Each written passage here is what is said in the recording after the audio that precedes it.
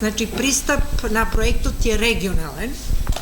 Тоа упатува на заклучок дека индивидуално ниво на усогласеност на државите од регионот визави аки комунитер е клучно за да пред се немаме меѓусебно нетарифни бариери, бидејќи различен степен на усогласеноста на секоја земја во однос на ЕУ, што значи дека ако е некој понапред во усогласување, то автоматски станува нетарифна бариера за оној што не е.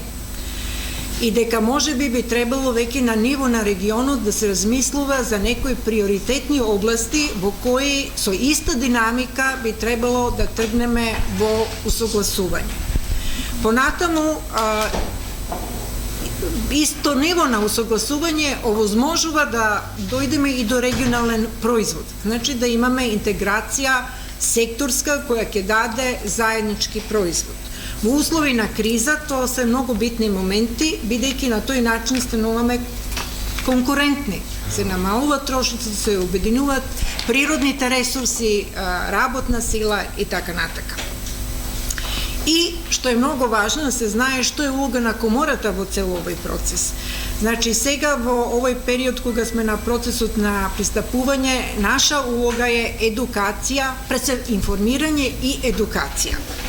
И сега овој проект ни даде уште една алатка, а тоа е индивидуален пристап и индивидуален одговор на компаниите во однос на нивното усогласување со еурелегислатива. Нашата колешка Билјана Пеева Ѓурич, заедно со колешката Емилија Тодоровска, беа тие експерти кои се обучени да прават препроверка на компаниите за ЕУ пазар, за нивна подготвеност.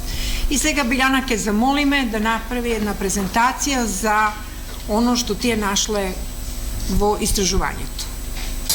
Нивото на усогласеност генерално по сите овие области на ниво на регионот покажува дека Хрватска со 82% усогласеност предничи во однос на останатите земји, пошто следува Србија, Македонија, Црна Гора, Босна и на крајот Албанија.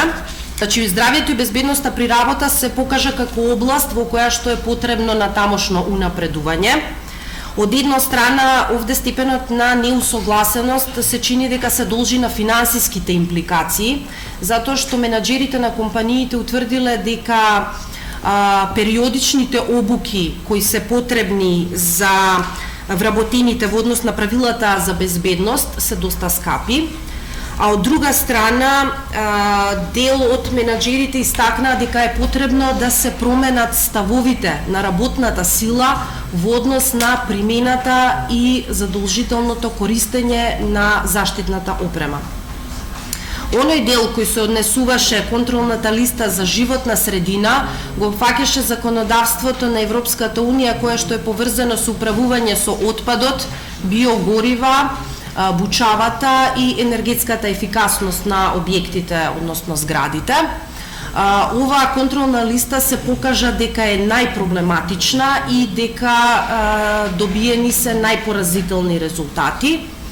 Значи, она на што треба да се осврне внимание е потребата од унапредување пред се во однос на загадувањето на водата и на воздухот, како и управувањето со отпадот. Асоциацијата на Европската унија дава и неколку препораки кои што смета дека треба да се земат во предвид на начин за да им се помогне на компаниите, односно да се развијат подобри комуникацијски стратегии и публицитет на законодавството на Европската унија и тоа на локално и на национално ниво.